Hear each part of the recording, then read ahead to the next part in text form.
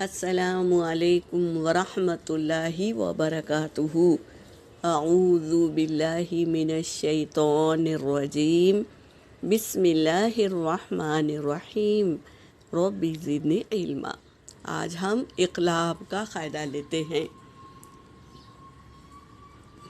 دو زبر، دو زیر، دو پیش کو تنوین کہتے ہیں، اور نون ساکن، جس نون پہ سکون ہو اسے نون ساکن کہتے ہیں۔ تو تنوین اور نون ساکن کے بعد با آئے، اب یہ با آئے اور تو اس پر چھوٹا سا میم قرآن پاک میں لکھا ہوتا ہے، تو با کو دیکھنا ہے۔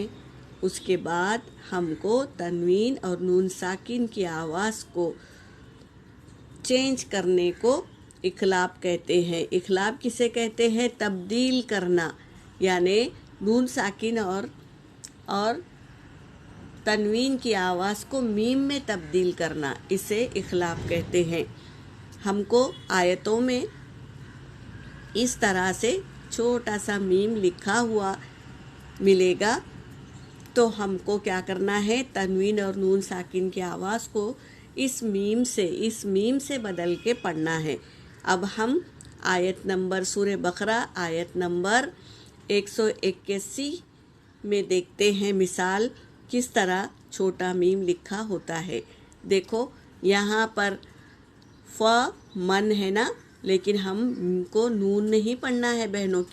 کیونکہ نون ساکن کے بعد با آ گیا اور اس پر چھوٹا سا میم لکھا ہوا ہے، تو اب ہم کو تبدیل کرنا ہے۔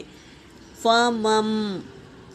مم، میم کو میم سے ملائیں گے، نون نہیں پڑھیں گے بہنوں۔ فَمَن بَدَّلَهُ بَعْدَ مَا، اس طرح نون ساکن کی آواز کو میم سے بدلنا ہے۔ فَمَن بَدَّلَهُ بَعْدَ مَا، اس طرح ہم کو پڑھنا ہے، یہ یاد رکھنا ہوگا۔ اب ہم مثال لیتے ہیں سورۃ البقرہ کی آیت نمبر 282 میں، سمجھتے ہیں 282 میں کیا ہے۔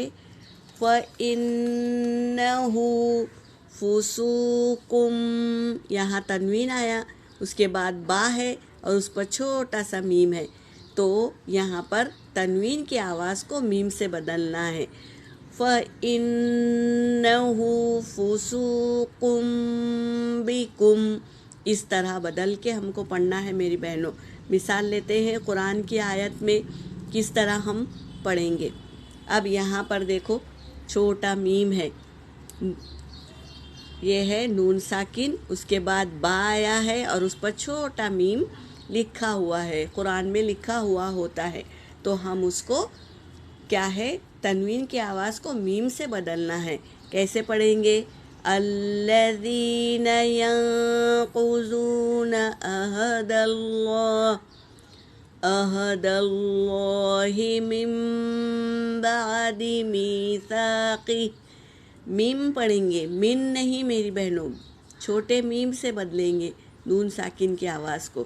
من بعد میثاقہ، اس طرح ہم کو نون اور تنوین کی آواز، نون ساکن کی آواز اور تنوین کی آواز کو میم سے بدل کر پڑھنا ہے، اسے اقلاب کہتے ہیں۔